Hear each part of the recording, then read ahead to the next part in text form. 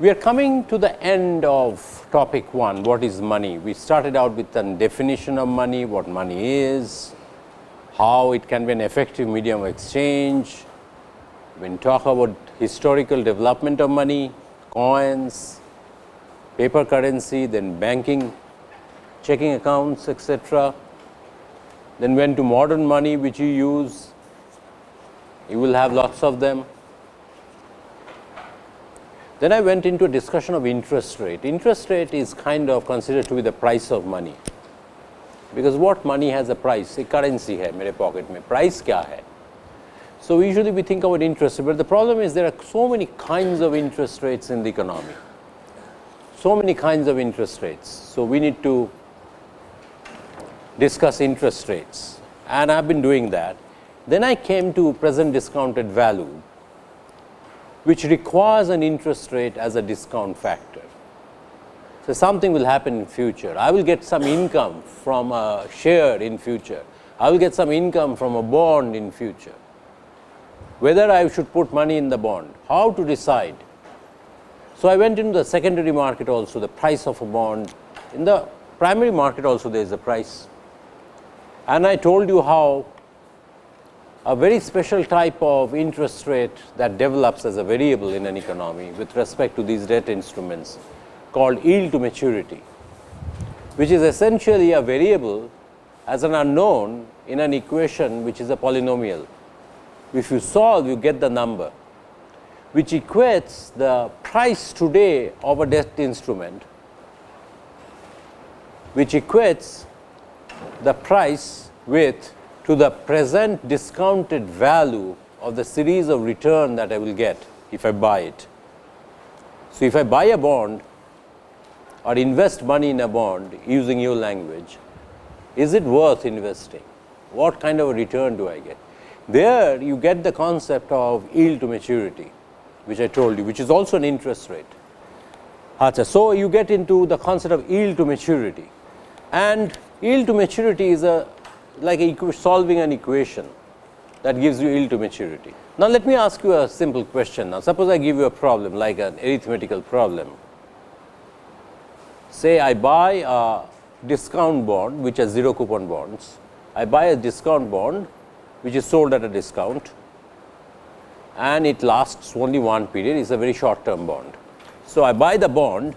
Suppose I buy the bond, a discount bond, at I buy a discount bond at price P, right? Then after one period I get the face value of the bond back, say 100 rupees. Take after one period bond. What is the yield to maturity? Somebody asks you, what is YTM? How would you get the YTM?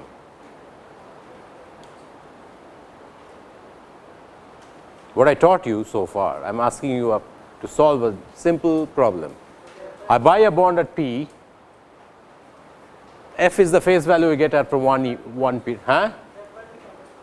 F minus F by P minus 1. Very good. That is the yield to maturity. So it is F minus P over P. It is very simple to calculate. Now I get into something which is, I am coming to the end of topic 1. I get into something, I do not want to get angry, but sometimes I feel angry. Now I get into, coming to the end, there is a concept of something called a return on a debt instrument like a bond, a return on a debt instrument. There is a concept called return on a debt instrument. Now how to calculate that? Return on a debt instrument.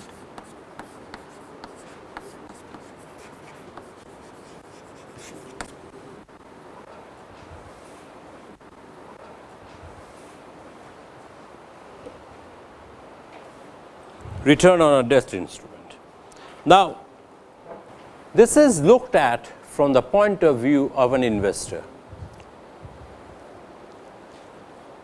Tomorrow, you buy a certificate, a bond certificate.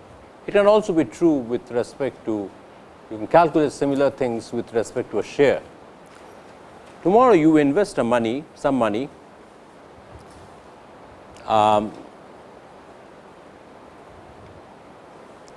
bond certificate which clearly says, a coupon bond which says how much it pays you every year, the coupon rate, what's the face value of it.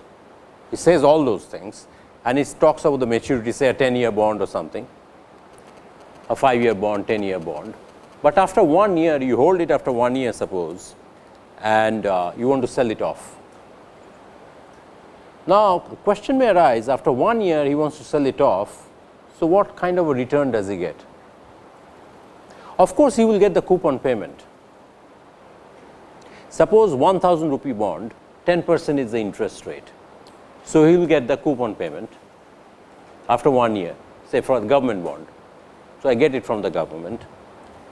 And then, when he is selling it off, often the incentive is the demand for this kind of an instrument has gone up so much in 1 year, that the market price at which it is being sold presently, the secondary market price, is higher than the price at which he bought. So, this is the incentive for him to sell it off and not wait for 10 years to get all the return. So, the return on bond, this I found in Mishkin, the return on bond is as follows. The return on bond is as follows. Suppose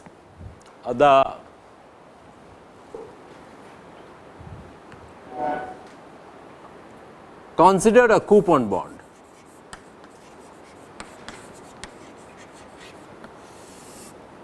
Now, there is a face value of the bond. Okay.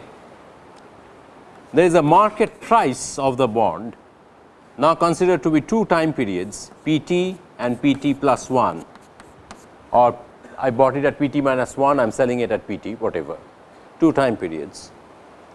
There is a coupon value of the bond depending upon the coupon rate, which is the interest rate that it promises, 10% or whatever. So, the return on bond is calculated as, let us see whether it makes sense to you, the coupon value plus the difference in the price at which you bought the bond divided by PT with respect to the price that you bought. This is defined as the coupon, the rate of return on the bond, which is essentially C over PT plus PT plus 1 minus PT divided by PT. This is what it works out to be, R. Okay? Now, no big deal here, but there are technical names associated with it, which I am trying to tell you a few names, which terminologies. The terminologies are that this return on that bond after 1 year when I am selling it off, I got the coupon payment for 1 year, C, 1C, C over PT, C over PT is called current yield.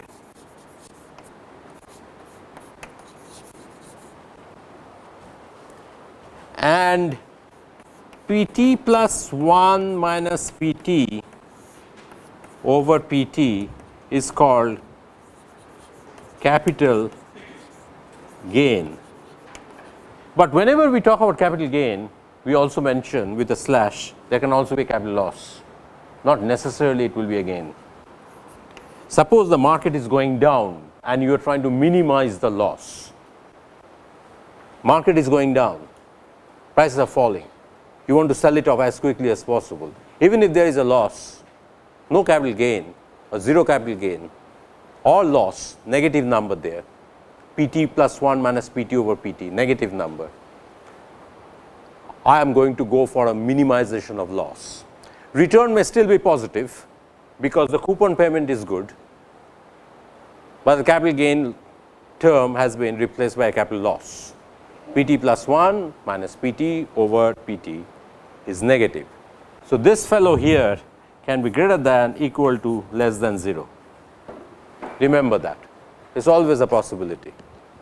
So, what is the logic when inclusion of PT plus 1 minus PT calculating the rate of return? That is the rate of return, that is the logic. So, because a person, if he gets the bond to the coupon bond to the person who has issued it. No. He doesn't rebuy, he repurchase it. He has sold it for 10 years. Like after maturity period. After maturity period का बात नहीं कर रहा हूँ. After 1 year, he is selling it off. I don't want to hold it anymore. I am going to the secondary market.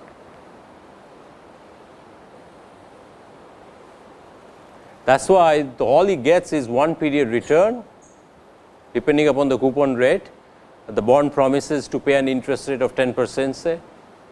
He gets the 10% income, C, and which is time invariant because C is a constant, and every period he will get C. If he holds for 10 years, 10-year long bond, he holds for 10 years, every year he gets C. At the 10th year, after the 10th year, he gets the face value back. And now if he sells it, there is an additional return. The return is the capital gain. This is what he gambles essentially, and he finds if the capital gain is good, prices have gone up sufficiently, it can happen after 1 year, it can happen after 2 years, it can happen after 3 years, who knows, and he offloads that bond in the secondary market and not only earns a coupon payment from the issuer of the bond, say the government, but also when he offloads, he gets a capital gain. But it can so happen he offloads not to make a gain, but to minimize loss, remember. Because if the market is falling, he just wants to go into something else, he does not want to hold on to the bond anymore, he would minimize the loss. Although the return R can be positive, the capital gain, the capital loss is small compared to C over current yield, C over PT. You will find that in Michigan. There are many such relationships that can develop with respect to an instrument. I am just mentioning a few: interest rate, yield to maturity, present discounted value. Now I am talking about return on a bond. Now, finally, I have already spoken about it. I have already spoken about it. That is called the interest rate. The interest rates are of two types in an economy. The nominal interest rate is the one you see, and the real interest rate is the one which you can calculate. Nominal interest rate minus inflation rate is the real interest rate, and I told you in one class, one of these lectures, that it can so happen that the real interest rate can be negative, because nominal interest rate I is equal to real interest rate R plus pi. If pi is too high, say pi is 10% and I is 7%, so the real interest rate is minus 3%. Real interest rate can be negative in an economy, it is possible, which is in some sense also return on an investor. I put money in the bank, fixed deposit. What do I get? I get the nominal interest payment, but if the inflation rate is higher than the interest rate, my real return, that is also measure of return. The real return is, which is more popular in macroeconomics than monetary economics or financial economics. The real return is negative. Actually, I lost money by putting money in the bank. So, at times of high inflation, often if the interest rates are not high, people prefer to spend it, because if you accumulate goods, it may not lose that amount of value. When the economy revives, I can sell off the goods. Say people buy property, because they know that there is a slump, maybe prices are low, so buy them instead of putting money in the bank or a bond market or something. Put it in a property or jewelry or gold, whose price they expect to appreciate again when the economies revive, and that is how they gamble. That is why what you have is a wealth, a basket of items. People have to decide where to put the money, which you understand intuitively quite well, I think. It is nothing, there is no extra message that an economist can give you or an economics profession can give you. I am just giving you some technical things here. Now, the problem, as I told you, that the real return or real interest rate can become negative creates a problem. These bonds have promised an interest rate. Now, if the inflation is going up and I am going to hold a bond for 10 years, because it has a maturity period of 10 years, length of the time of the bond to mature is 10 years, my return can become negative.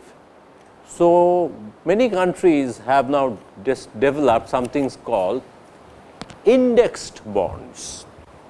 This is the language you have to learn, indexed bonds. This is indexed to the inflation rate. That is, if the inflation goes up too much beyond a critical value, then the issuer of the bond announces that that interest rate will become not 10% anymore, but say 11% or 10.5% or 12%. So that the time you get the return, you do not lose value in real terms, you have a real income.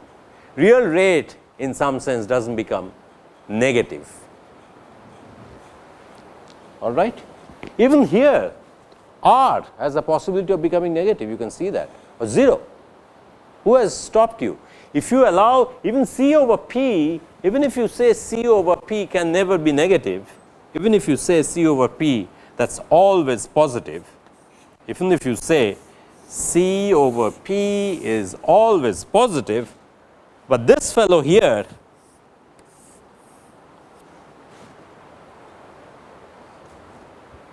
can create hell for you. When the stock market is crashing, for instance, can create hell for you. So, that R is not a nice thing that you come home with.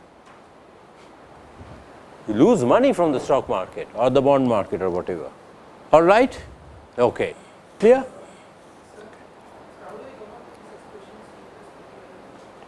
Please read Mishkin. It is an intuitive expression. They use that to calculate return. How do you come up with nominal interest rate is equal to real interest rate plus pi? There is some logic that you use to develop that relationship. It is not algebraically obtained from something. Economics is largely based on intuition. It is a very intuitive subject.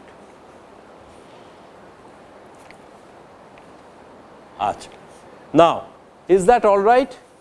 So, there I have given you an introduction to money and price of money and very important things I have touched upon, yield to maturity, interest rates, return on papers, bonds, etc., various kinds of bonds, console, discount bond, zero coupon bond, coupon bond. Coupon bonds are they are very common, treasury bills, etc. I have told that some treasury bills are also zero coupon bond, console.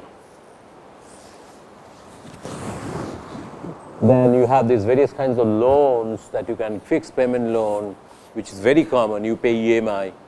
You talk to anybody taking a loan from a bank to buy a car or purchase a house, they will tell you about the EMI thing.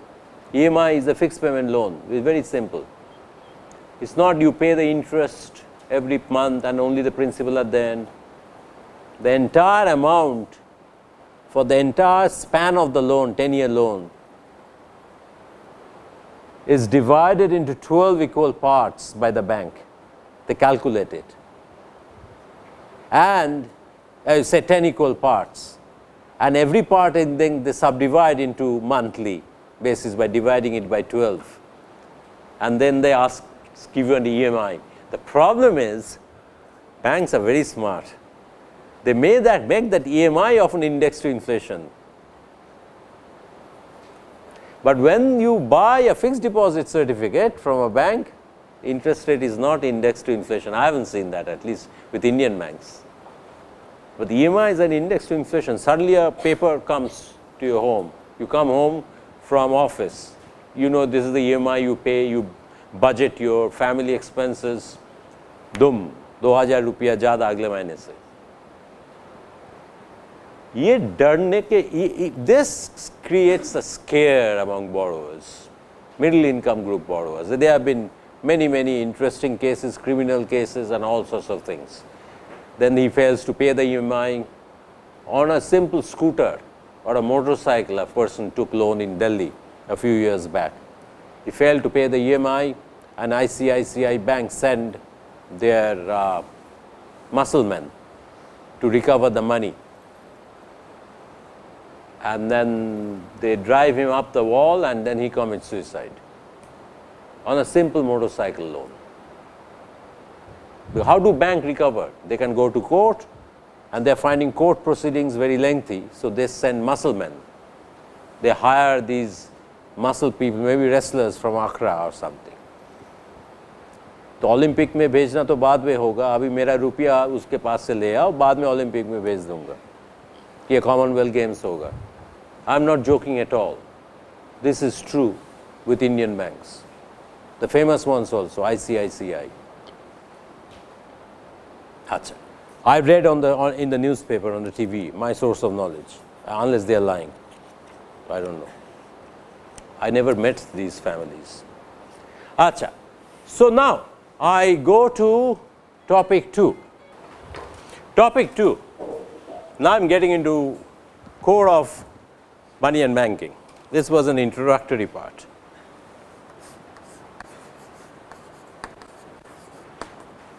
Initially I called that the money supply process, because money supply is a process, but I dropped the word process because it bothers people probably. You can call that money supply. Now I am going to define money supply, which you have seen in ISLM models as the M. Now what that M is, I am going to talk about that M. So this is topic 2. Now money supply, which we call in macroeconomics money supply, in monetary economics this is often referred to as, there are various kinds of definition of money supply. So they refer to that as a monetary aggregate.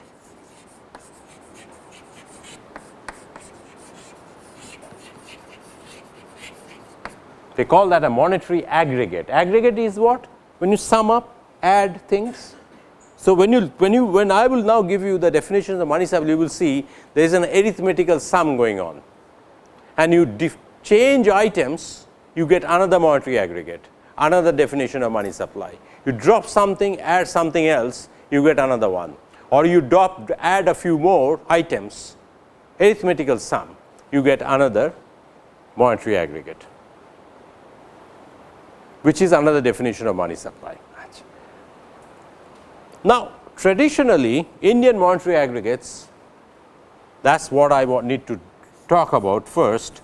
Traditional Indian monetary aggregates.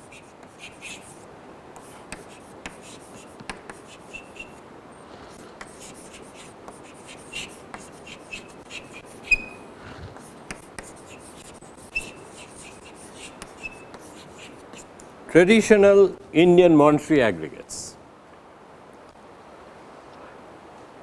Before I talk about the traditional Indian monetary aggregates, I need to talk about one very important, which is also a monetary aggregate, but is not considered to be money supply. It is also an aggregate. It adds up a few things. Item A, item B, item C, item D are added, and you get that. This is not what is part of a traditional money supply in any country, but it exists in every country. This is like, you look at this building, it has a foundation. You dig into the earth and you have these concrete platforms created on which this building is erected. So every structure that you see, like a building, has a base. Not the floor I am talking about, floor which you can see, but the base you do not see. Base is underneath that floor on which the superstructure is built. So, every monetary aggregate or money supply, which we know as money supply, is actually built on this one base, and this is called, so I need to talk about that first. This is called monetary base. It is called monetary base. The base, I use the word, it is also called monetary base. So, I need to define the base first, and it has other names also, or reserve money. Some books use the word reserve money, or base money, or high powered money.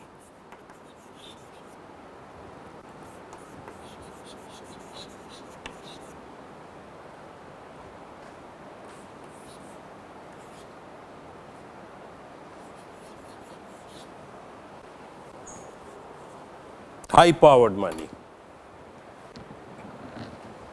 So many names are there. I define this money or indicate this money wherever you will see me, and I have seen that in books also. Either they use the term, sometimes the notation they use either R, or since monetary aggregate is kind of a monetary aggregate, though not called money supply, because it adds up things, which is the base. They use the notation M naught. So, in most places it is M naught, I am going to use M naught. Some places they use the initial, is very acceptable, like R. You know, Y stands for output or income, M stands for money supply, I or R stands for interest rate, capital I is investment, G is government expense. These are known things, notations in macroeconomics or economics. Pi for profit, C for cost, W for wage. This is very standard. So, I am giving you a notation which I would use is M naught, and the money supply I would use M definitions, M1, M2, M3, M4, etc. Now, what is reserve or base money? Consists of 3 items M naught.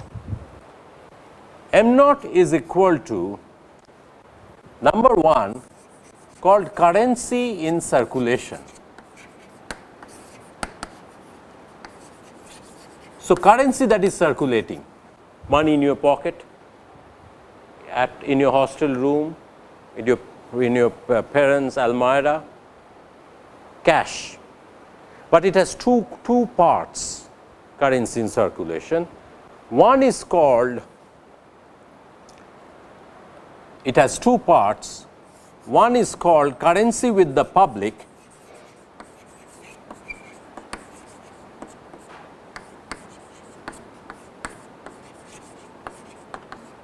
plus cash with banks.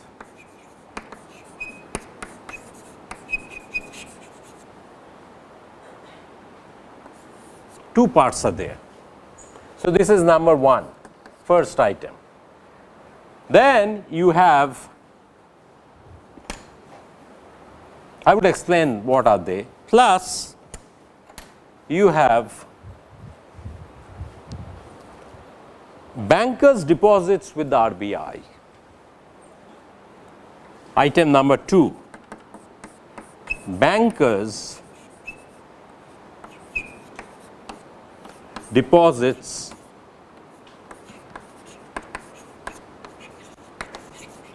with the RBI, Reserve Bank of India. Then it has the third item, which is not very clear to me, are other deposits with the RBI.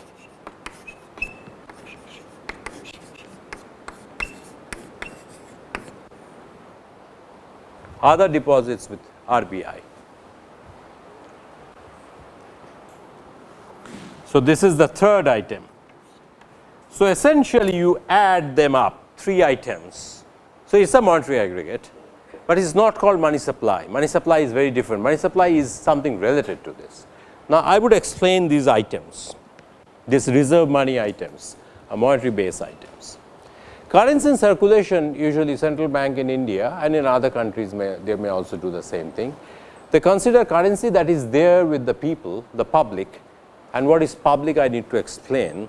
What is currency first of all? You know, notes and coins. Currency is notes and coins, very simple. Public is much more complex, the definition. Public includes the entire economy except government,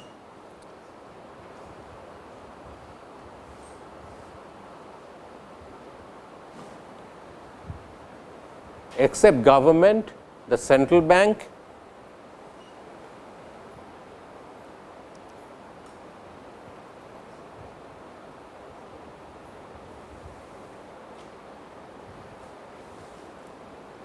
and the entire banking system, which consists of commercial banks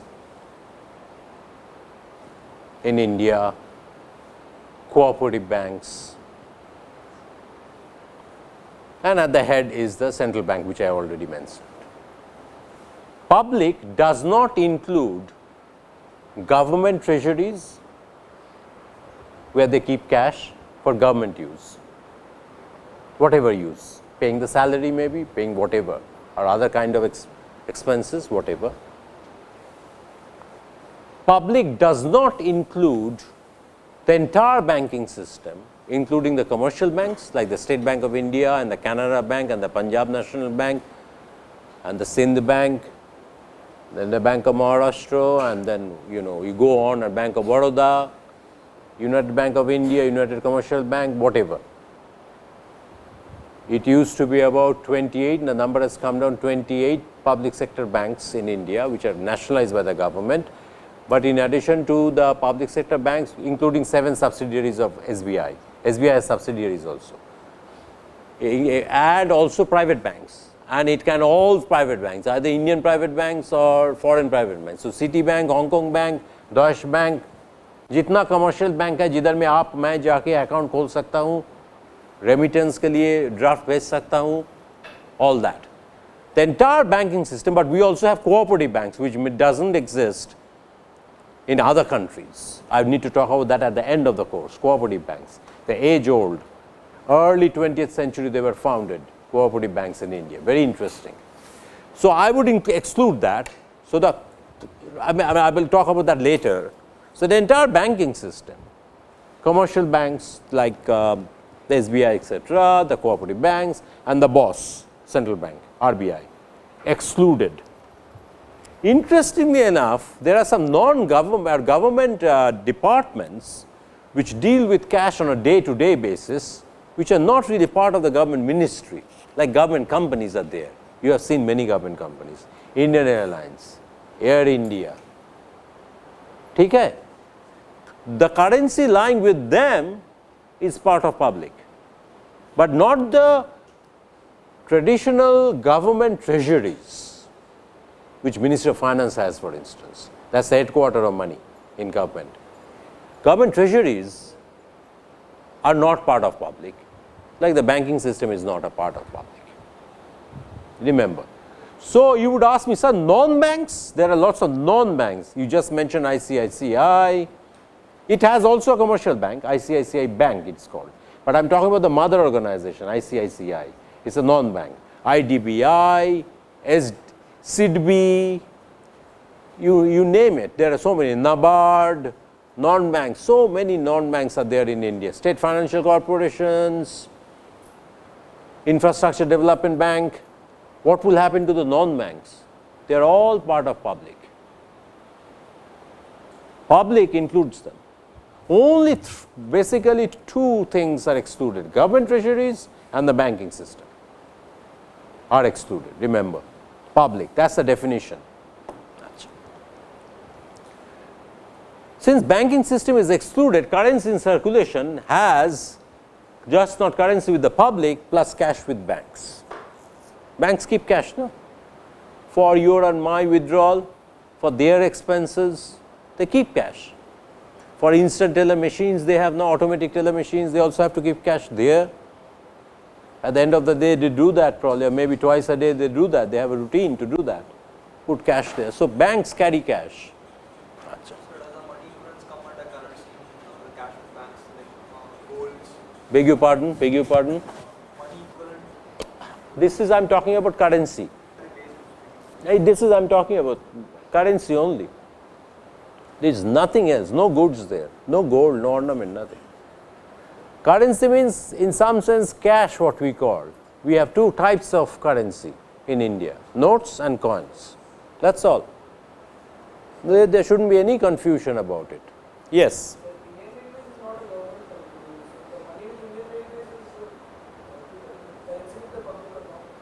Indian Railways will be part of the public, the cash they handle. It is like a government department. It has a Ministry of Railway, of course, but the cash it handles is not part of the Government of India Exchequer. Government of India Exchequer would be lying with the Finance Ministry, both at the state level is their department. So, Indian Railway after it earns can contribute to the Exchequer. When it goes to the Exchequer, it is not part of, but so long cash is lying with Indian Airlines or Air India or Railways, they are like government companies in some sense. That is part of public. When I was young, just now the railways, airlines was also monopolized in India. India never had a private airlines. Foreign private airlines or national airlines, flights used to come. I remember my friends used to go abroad for studies, would travel by foreign airlines because often they would offer cheap rates to the students. So, they will pick up a bundle of students from Southeast Asia somewhere, they stop in India somewhere, Delhi, Calcutta, Bombay, anywhere. They pick up again another bundle of students, they are going to US maybe, then they give them a halt, maybe European Airlines, some give them a halt 3-4 hours in Europe somewhere, and then put them again on another flight across Atlantic to US. It used to be a regular affair. Not everybody, Air India used to be very expensive and they are so competitive, their prices were low, so the students would go take those flights. Thai Airlines, they had a tie up with SAS, Scandinavian Air Service, I remember. So, they used to start in Bangkok somewhere, first stop, original. Then they would stop in Calcutta or Bombay or Delhi, go to maybe Pakistan in Karachi and straight to Europe, then cross the Atlantic. But no private Indian Airlines. India में Indian Airlines, Air India, अच्छा लगे या ना लगे. In fact, those days the service used to be better. I don't know what has happened with it. Service used to be quite good, but it used to be expensive a little bit compared to these foreign airlines. Anyway, that is a different thing. Now, bankers' deposits with the RBI, this is a very important item number 2. Let me conclude these 3 monetary base and then I will come back day after tomorrow and talk about proper money supply definitions in India. 4 are very popular. So, I will talk about the 4 and you can access data. In fact, I will show you some data. You can access data also to the with respect to these 4 variables. Now, bankers' deposits are very compulsory in India. There is one very compulsory aspect of banking deposits is after the Great Depression in the Western world, 1929 to 1933, when banks failed, lots of banks failed, they decided to put a regulation, a regulatory measure from the central bank on all commercial banks that you have to deposit a percentage of the deposits that you mobilize with us. This is known as cash reserve ratio, CRR. Now, large chunk of bankers' deposit with RBI is the CRR money of commercial banks that lie with the RBI. Okay. So, a large chunk of that bankers' deposits with the RBI, there can be more cash, there can be more cash too, is called CRR, cash reserve ratio. This developed after the Great Depression of the 1930s. It wasn't there before. Funny thing is, you know, this time when the financial crisis came in the Western world, I was teaching money and banking course on the 6th floor. And I said, you won't believe me, this financial crisis wouldn't have happened and banks wouldn't have been in trouble if they had listened to their own rules which they set 40, 60 years back. They have now made in those countries CRR value 0. But India is a very traditional conservative country. It is following CRR. And Indian banks never got into any trouble. Lots of cash always lies with the RBI. Those guys, those countries who invented CRR do not follow CRR.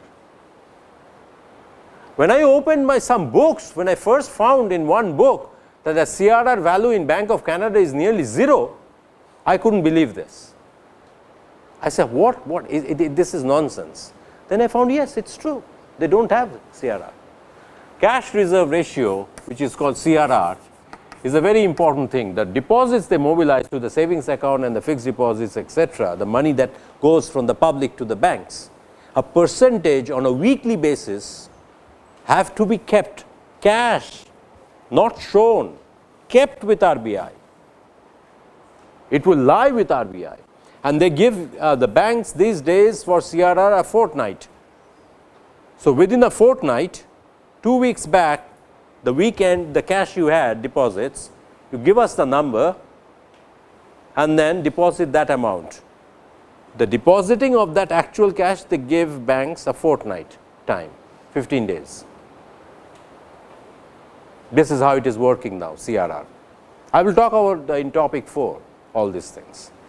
So CRR, cash reserve ratio, is the main contributor to that bankers' deposits with RBI, but banks also keep their own money there. Banks also keep money. You know why? Because they have a centralized checking facilities now, clearing facilities, check clearing facilities. आपका bank में payment हुआ जो उनके bank में मिलना है किसी को, all right, it is done through RBI very easily because RBI has accounts of all banks. तो स्टेट बैंक में कोई चेक जमा किया जो बैंक ऑफ बड़ौदा का चेक है, स्टेट बैंक के अकाउंट से रुपया लेके बैंक ऑफ बड़ौदा में डाल दो. Centralized clearing facility. I am like the main central room sitting with a person like an account, a person representing an account of one particular bank, not particular branch, a bank. So what the good thing is that the check did not have to go through postal service or manually from his to him and the cash to be carried. It's simply centralized. It's done here. I just debit this account, I credit this account. So what the centralized clearing facility, banks are required to keep accounts and cash also with RBI. What I have understood, I have never worked for RBI. If you work for RBI, no more. What I have understood by looking at the very minimal literature that is available, this is what they are doing. The references I have given you are also my references. I have no extra new reference to give to you in the course outline that I have given you. I haven't read anything extra. I haven't found anything extra relevant, significant yet. So all my knowledge is based on, without working in a bank, without working in RBI, looking up the material, opening the RBI site which is available online, and whatever I could understand. Clear? So that's the banker's deposit. Now the other deposits, this is a very little amount, less than 1% even of monetary base, other deposits. I've looked at the numbers. I think other deposits consists of mainly foreign central banks, foreign banks deposits with RBI. They are allowed to open accounts. RBI is a central bank. I and you as public cannot open account there. But they give respect and give the freedom to a government, to a foreign government, to an international organization, maybe IMF, World Bank, Asian Development Bank, whatever, or a foreign central bank to open an account. But this money is very little compared to the total money, because the value I have seen is less than 1%. So in my diagram, the slides I will show you on the variables, you will see other deposits, our line is coincide with the x-axis. It doesn't come above the x-axis, it's always sleeping there. It loves the bed, the x-axis bed. It never came up because it's insignificant. Over time, over year, it doesn't go up at all as a percentage. Even the absolute value is little, so little. Even the absolute value compared to the magnitude of bankers' deposits with RBI and currency in circulation, all right, is so little, it doesn't show. But I need to tell you about it, the importance. So I will come up with slides at the end of the topic, many important slides and data. Unfortunately, in my course like this, applied course, I have to show you slides. Theory course, I don't show slides, but in applied course, I do. So that's it for today.